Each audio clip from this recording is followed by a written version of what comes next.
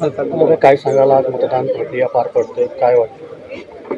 मी या ठिकाणी जवळपास आता जिल्ह्यामध्ये आम्ही आणि मंगेशदादा आम्ही फिरलो. आता इकडे संजूभाऊ इकडे बसलेले आहेत, त्यामुळे सगळीकडे जर आम्ही बूथची प्रक्रिया मतदानाची पाहिली तर जवळपास 90%च्या वरती मतदान झाल्याचं सगळीकडे चित्र आहे.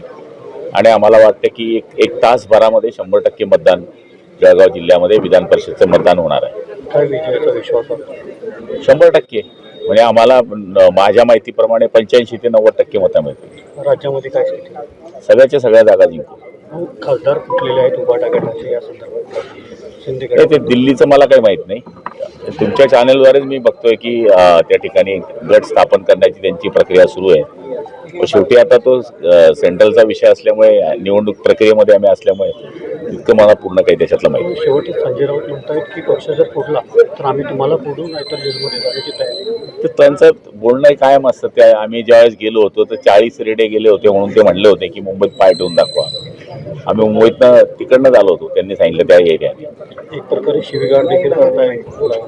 त्यांना शिव्या देता येतात, पण आमच्या आता शिव्या त्यांना समजणार पण नाही. इतक्या वेगळ्या शिव्या आहे आमच्या ऐराणीमधल्या. एक दिवशी त्यांना मी देईल तेव्हा लक्षात येईल.